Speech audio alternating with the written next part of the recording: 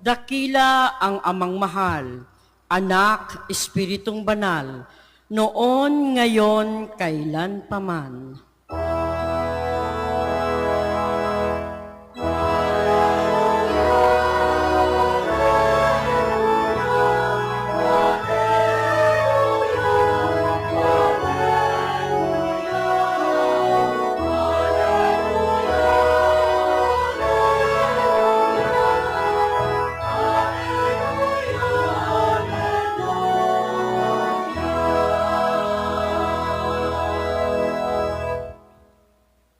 Sumainyo ang Panginoon. At sumaiyo rin. Ang mabuting balita ng Panginoon ayon kay San Juan.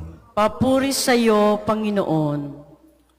Noong panahong iyon, sinabi ni Jesus sa kanyang mga alagad, "Marami pa akong sasabihin sa inyo, ngunit hindi pa ninyo kayang unawain ngayon. Pagdating ng Espiritu ng katotohanan, tutulungan niya kayo upang maunawaan ninyo ang buong katotohanan. Sapagkat magsasalita siya, hindi sa ganang kanyang sarili. Sasabihin niya sa inyo ang kanyang narinig at ipapahayag ang mga bagay na darating. Pararangalan niya kayo, sapagkat sa akin magmumula ang ipapahayag niya sa inyo. Ang lahat ng Ama ay akin. Kaya ko sinabing, sa akin magmumula ang ipapahayag niya sa inyo." Ang mabuting balita ng Panginoon. Pinupuri ka namin, Panginoong Hesukristo. Isang magandang umaga po sa inyong lahat.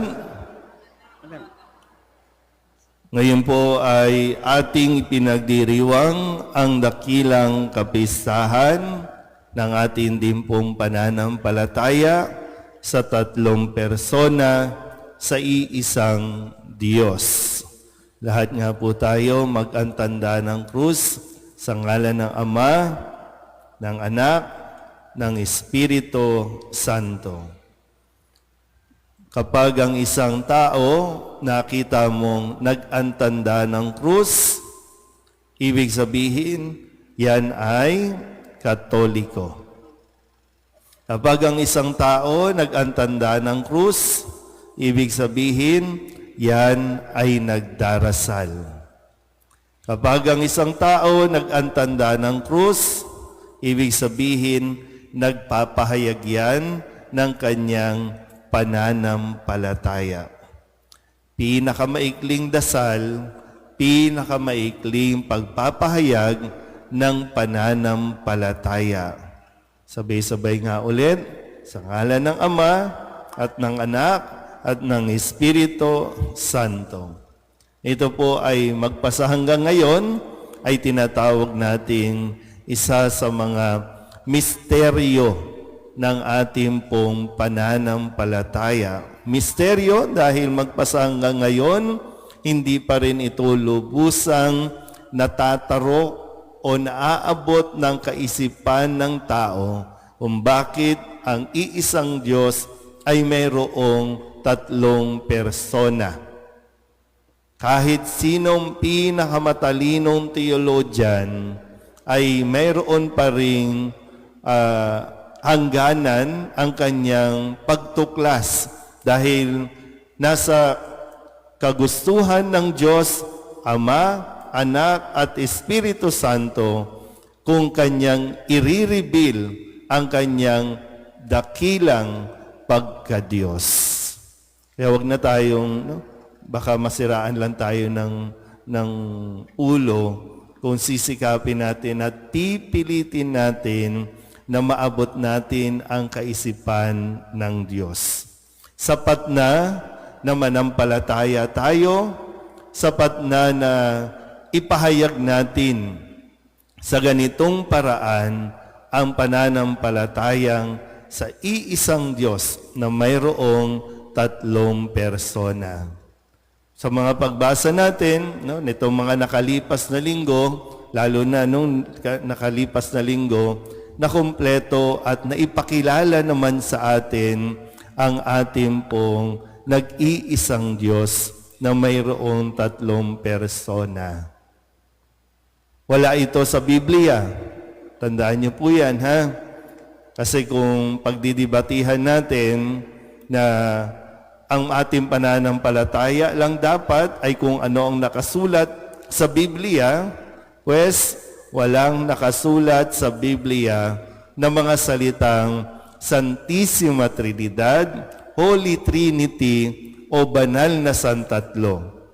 Pero kung nakikinig tayo sa ating mga pagdiriwang, maging sa mga panalangin natin, nagsisimula lagi sa Ama, Amang makapangyarihan, Ama naming banal, laging nagsisimula sa Ama at ito ay natatapos sa ngalan at inihiling namin sa ngalan ni Hesukristo kasama ng Espiritu Santo.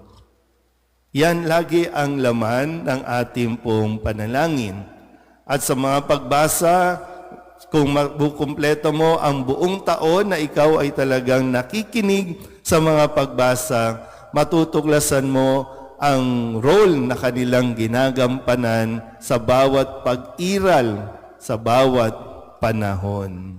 Pero mayroon po tayo din na dapat nating matutunan sa banal na Santatlo. Sa 3 persona na sa iisang Diyos. Sila ay merong unity. Pakisabi nga, unity. Pakispell ang unity. U-N-I-T-Y. So, isa ito sa pinaka, para bang, paano mo maidi-describe ang banal na Santatlo? Unity. Hindi po uniteam. Unity. Kasi ang uniteam, divided na. Kaya nga, ang U sa salitang unity ay undivided. Mayroong unity kung undivided tayo. Bakit nagiging divided? Kasi kapag ayaw pasaklaw, pag mayroong gustong magmabida, pag mayroong gustong manguna, madidivide tayo. Pero sa ating pong pananampalataya, bakit undivided? Kasi nangunguna ang Ama, sumusunod ang Anak, ganun din ang Espiritu. Kung ano ang plano ng Ama, susundin ng Anak at gagabayan ng Espiritu Santo. Kaya nga, maging sa ating po ibanghelyong narinig, di ba sabi, ang ipapahayag ng Espiritu Santo ay mula sa akin. At lahat ng nagmula sa akin ay nagmula sa Ama. Iisang goal, iisang misyon, bagamat iba't ibang panahon ng pag-iral. Sabihin nyo nga ulit, undivided. Ano bang nagdi-divide sa pamilya ngayon? Anong nagdi-divide sa lipunan natin ngayon? Diba? Kapag meron kang sariling hangarin, kaya nga ngayon, hindi ko alam kung nakakainis ba o matatawa ka na lang kasi 2025 pa lang, ang iniisip nila ay ang 2028 election. Di ba? Aware ba kayo? Di ba? Bakit nadi-divide? Sa dami ng kaguluhan sa labas ng bansa natin, ang pinagtutuunan natin ang pansin, paano tayo ma-divide at kung sino ang magkakampi-kampihan. Next letter ay N. Anong ibig sabihin ng N? Nurturing. Diba? Mayroong unity kapag nararamdaman ng isa o ng sinuman o ipinaparamdam ng bawat isa na mayroong nangangalaga din, inaalagaan, pinayayabong, pinapalago ang isa't isa. Hindi yung diba? Yung parang nililimitahan mo ang kakayanan ng isa. Minamaliit mo ang kakayanan ng isa. So kung merong nurturing, ibig sabihin, napapalago mo ang isa't isa. Magkakaroon yan ng unity. Next letter ay, ano yung ay? Individuality. Magkakaiba tayo. Kahit nga ang Ama, no? Ang Espiritu Santo, ang Ama, Anak, Espiritu Santo, magkakaibang panahon, pero lahat, ang Ama ang lumika, ang Ama ang tagapaglikha. Narinig natin sa unang pagbasa, sa simula't simula pa, nandoon na ang Ama, nandun din ang Anak at Espiritu Santo.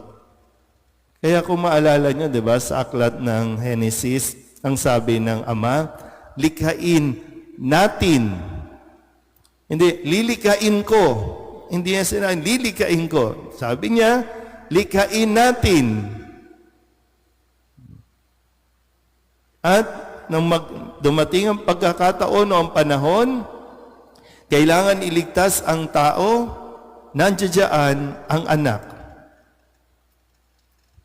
At nung umalis na ang anak, naririyan na ang patnubay. Pero kanya-kanya, hindi. Next letter ay T. Truth. Katotohanan. Merong unity kung tayo ay nasa katotohanan. Tandaan niyo po yan.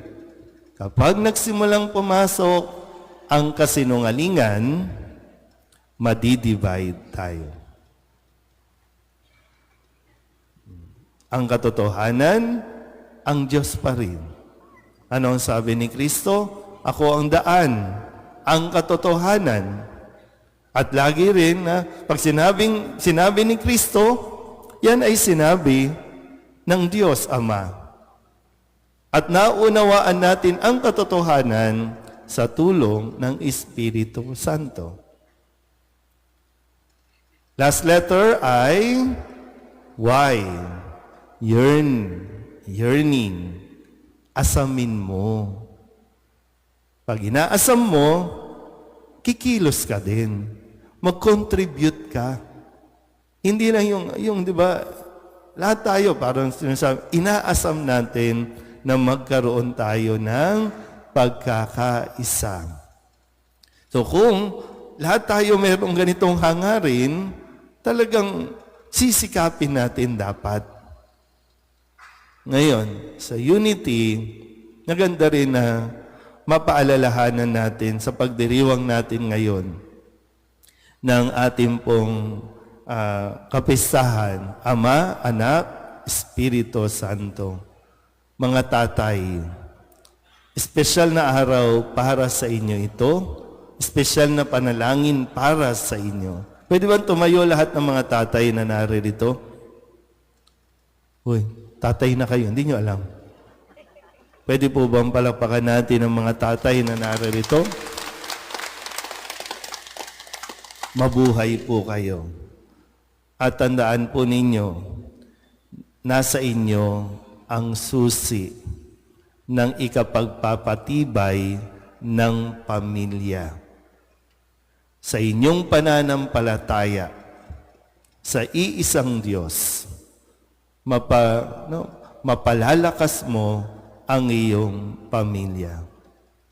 Kaya nga kapag ang isang ama, mahina ang pananampalataya, madidivide ang inyong pamilya. Mga tatay, lalo na sa mga nasa abroad, nag-abroad kayo para bigyan ng magandang bukas ang inyong pamilya dito sa Pilipinas. Huwag kayong gumawa ng bagong pamilya diyan sa ibang bansa.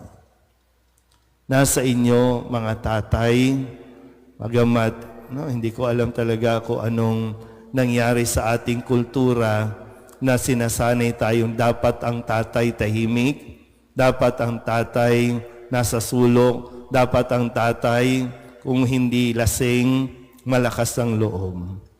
Pag wala ng alak, hindi mo na naman makakausap yan. Bakit ba ganun na nagiging kultura natin? Pag hindi lasing, di ba? Ang hirap mag-express ng kanyang damdamin, hindi nga makapagpayo sa mga anak. E tinan nyo, ang napapansin nyo, kapag yung tatay, malawak ang pangunawa, mayroong karunungan, yung wisdom niya, di ba, nagagabayan ng mabuti ang kanyang mga anak para sa pagbuo nila ng kanilang sariling pamilya, matibay din. Kaya ganun ka kahalaga. Aanin mo ang ilaw kung sira ang haligi. Kayo ang haligi ng tahanan. Saan ikakabit ang ilaw kung marupok ang haligi? Kaya number 1 ninyong dapat taglayin ang pananampalataya sa Panginoon. Sa Diyos Ama, Anak at Espiritu Santo. Mga tatay, kapag nasa inyo ang Ama, Anak, Espiritu Santo, walang imposibleng mapagtatagumpayan mo ang iyong role, ang iyong misyon, ang iyong responsibilidad bilang Ama. Happy Father's Day po sa lahat ng mga tatay na naririto.